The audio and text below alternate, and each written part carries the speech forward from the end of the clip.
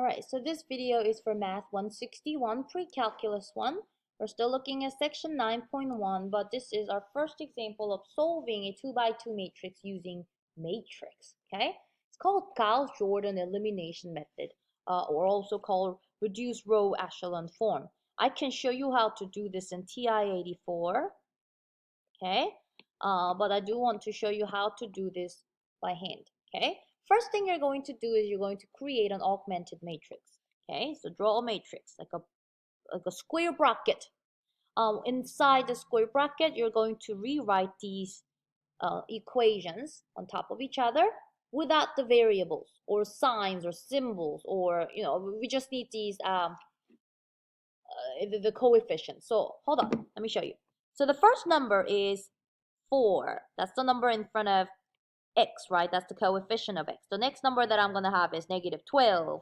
And on the other side, I will have a negative 12 there. So I'll write it. So write down 4. That's the coefficient of x. Write down negative 12. That's the coefficient of y. And I need you to draw a dotted line because on the other side is the equal sign.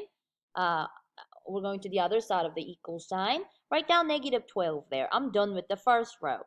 Let's go to the bottom and write these numbers then. Write down 8 first.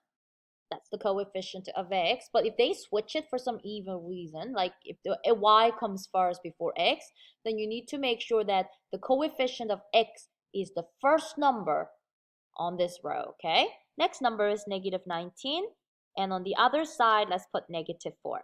So once you create this augmented matrix, what we are going to do is we're going to try to put this in reduced row echelon form. And let me tell you what that form is, okay? I may need to add another page. In a 2x2, hold on a second, it may look like this, okay? And we're going to look at some special types later. But 2x2 row reduced echelon form. Okay, so you're gonna have 1, 0, dot, dot, dot, dot, dot, x on the other side, 0, 1, y on the other side. And x and y are just gonna be number, but I want you to look at the format. What we want is we want the ones in the diagonals. 1 in the diagonals and 0 everywhere else. So how about 3x3? 3x3 row reduced echelon form. You're gonna have 3x3 done, and on the other side you will get some values for x, y, and z, but this side will look like this. You're gonna have 1, 0, 0, 0, 1, 0, and 0, 0, 1. You see what I mean by diagonals, right? The entire diagonal is all 1, everywhere else it is 0. What we are trying to do is create a form like this so that we can say x is equal to some number and y equal to some number. And same thing here. Okay, same thing here for the 3x3. So how do we go from any matrix in this form? That's what we have to work on this asynchronous lesson. So the first thing is this. Make 1 in this position, okay? So whatever it takes, we're going to try to make 1 in that very first position. So take a look at this for me. What's in the very first position? 4, right? What can I do to 4 to make it 1? I can divide it by 4, right? So what you're going to do is step number 1. You're going to multiply a quarter to row 1. And you'll say that is your new row 1. Okay, so let's go ahead and take quarter of every number on the first line. Okay, so what is a quarter of every number on the first line? Hold on, go ahead and draw my, oh, you know what, hold on, I think I can go ahead and copy this. I will go ahead and duplicate this. Come on, duplicate it. And instead of this, I'll go ahead and erase these numbers, okay? Because I'm about to change my first row. So let's do one thing at a time. 4 divided by 4 is 1. Negative 12 divided by 4 is negative 3. Negative 12 divided by 4 is negative 3. So that's step number 1. So why did we do this? I'm going to go ahead and tell you a reason. To make 1 in the first position. And I hope you're okay with what I mean by first position. My entire, the step number 1 was so that we can have that 1 in that very first place, okay? And that's going to be the same for every other problem that you will do. Like, for example, when we do number 2 down here, your goal is to get rid of this 2 and make it 1. So you're going to start by dividing everything by 2 here. For this one, you're going to divide everything by 2 there. Then I may have to open up 9.2 notes, okay?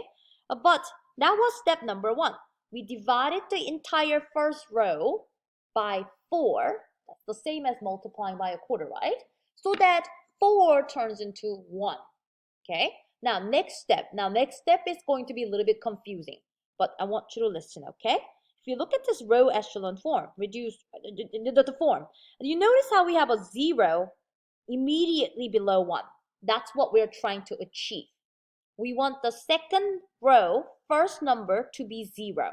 Okay, I'm trying to make a 0, which means I need to make an opposite. Okay, all right, I'm going to be right back. To make the 0, we want to make this 8 a 0, right? That's the second step. I need opposite of positive 8. I need negative 8. That's why I'm going to multiply row 1 by negative 8, okay? So here's the plan, okay? I'm going to multiply row 1 by negative 8, and I will add it to row 2, and that will be my new row 2, okay? So what's going to happen is my matrix, okay, I'm going to duplicate this real quick. Nothing will change to row 1, okay? The first row will stay the same, but I'm going to get a new row 2, okay? So let me show some work on the side, okay? So this part first. Multiply everything on the first row by negative 8. If I do that, I'll get negative 8, positive 24, because if I multiply negative 8 times negative 3, that's positive 24, right? And another, negative 8 times negative 3 is another positive 24. So I will have positive 24 and another positive 24 here. And I'm going to add it to the old R2, okay, old R2, which is this. Write down 8, negative 19, and negative 4. And what we're going to do is we're going to add these two. And the sum is going to be the new row 2. So this is 0 as we planned. But if I do 24 minus 19, that is 5. And 24 minus 4 is 20. So this is our new row 2. This is our new row 2. Okay, write down 0, 5, and 20. This is awesome. This is going very well. Now, step number 3 is I want to make this 5 a 1. Remember, to have this in reduced row echelon form, we need 1s in the diagonal, right? So step number 3, I'm going to multiply row 2 by 1/5. That's the same thing as dividing by 5. So if I do that, the row 1 will remain the same. I'm just going to try to deal with one row at a time. But row 2, if I divide everything by 5, 0 divided by 5 is still 0. But this 5 and 20 will change, right? 5 divided by 5 is 1. And 20 divided by 5 is 4. So that is step number 3. We're doing really good. We're just one step away. And all I need to... Oh, where was I? Okay. Okay. So the next step is to make, hold on, this number a 0. Why isn't my pen working? Yes. You see, there is a -3 sitting there. I need that to turn into 0. So what number do I need to cancel out -3? I need +3, right? Because -3 and +3 are opposites. If you add them, that turn into 0. And we have just the right number to make that happen. I can multiply 3 times 1. So here's the plan, okay? So the plan is to multiply row number 2 by 3, add it to row 1, and that is going to be our new row 1. Okay, so let me go ahead and write down what 3 times row 2 is. So basically I'm multiplying everything here by 3. That's going to be 0, 3, and what? 12, right? So that is 3 times row 2. And I'm going to go ahead and just write down what row 1 is under here. Okay, row 1 is that. So I'll write down 1, -3, and -3. And all I need to do is just add these two together. Okay, and that will be my new row 1. If I add them together, I will get 1 by doing 0 plus 1. And as you can see, the 3 and the -3 cancels out and will be 0. And on the other side, if I do 12 plus -3 or 12 minus 3, that is 9. So the new matrix is going to be, we don't change anything in row 2. We're just going to change the row 1. What we got down here, this is the new row 1. Okay, so write down 1, 0, and 9, and we are done. We found the answer.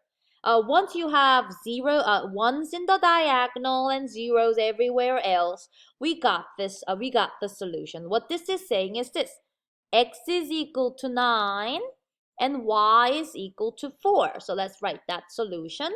X equals 9, and y equals 4. I'll show you more examples, but this one was a long video, so I will stop this video here, but come back and watch another example that looks like this, okay?